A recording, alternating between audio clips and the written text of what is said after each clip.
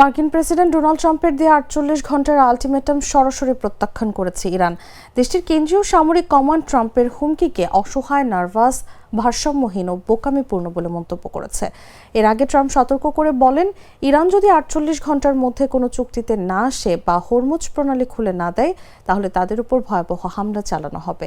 ইরানে ভূপাতিত একটি মার্কিন যুদ্ধবিমানের নিখোঁজ পাইলটকে খুঁজে বের করার চেষ্টার মধ্যেই এই হুমকি দেয় যুক্তরাষ্ট্র। ইরানের কেন্দ্রীয় সামরিক সদর দফতর খাতাম আল আম্বিয়া এক বিবৃতিতে ট্রাম্পের হুমকি প্রত্যাখ্যান করে। এদিকে কুয়েত জানিয়েছে, ইরানের ড্রোন হামলায় দেশটির ২টি বিদ্যুৎ কেন্দ্র ও পানির লবণমুক্তকরণ কেন্দ্রে বড় ধরনের ক্ষয়ক্ষতি হয়েছে। এতে ২টি বিদ্যুৎ উৎপাদন ইউনিট বন্ধ হয়ে গেছে।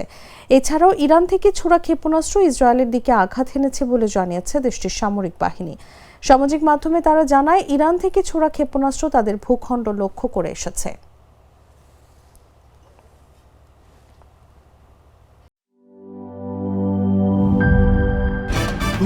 ভয় পাস না, এটা কসমিক ডোর। শব্দের আরেক নাম কসমিক ডোর। এর ওয়াল থিকনেস ও রিপ থিকনেস বেশি থাকায় এটাকে 50 বছরেরও বেশি। কসমিক ডোর, নিশ্চিন্তে 50 বছর।